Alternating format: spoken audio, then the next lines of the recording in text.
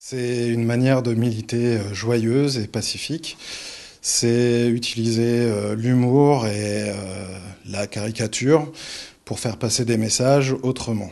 Et ça peut servir aussi en temps de manifestation de calmer les esprits qui s'échaudent.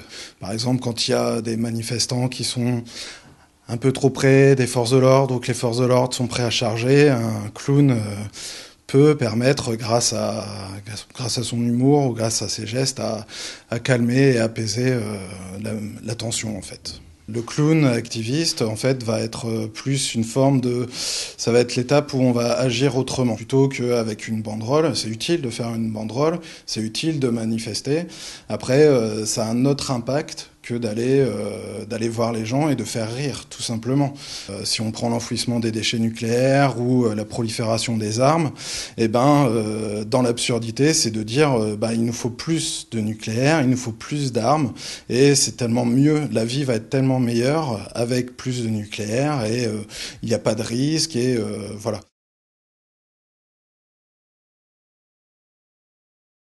À Notre-Dame, il y a des clowns, à Siviens, il y a des clowns, enfin un peu partout, il y a des clowns.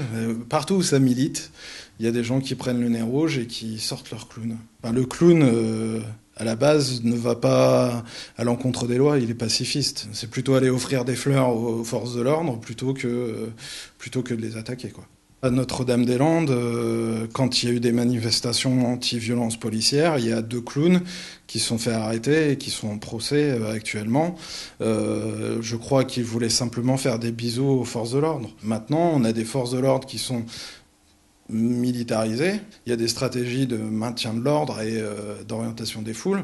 Le manifestant qui va se faire arrêter, ça va être toujours d'abord la voix des policiers, des forces de l'ordre qui va être entendue.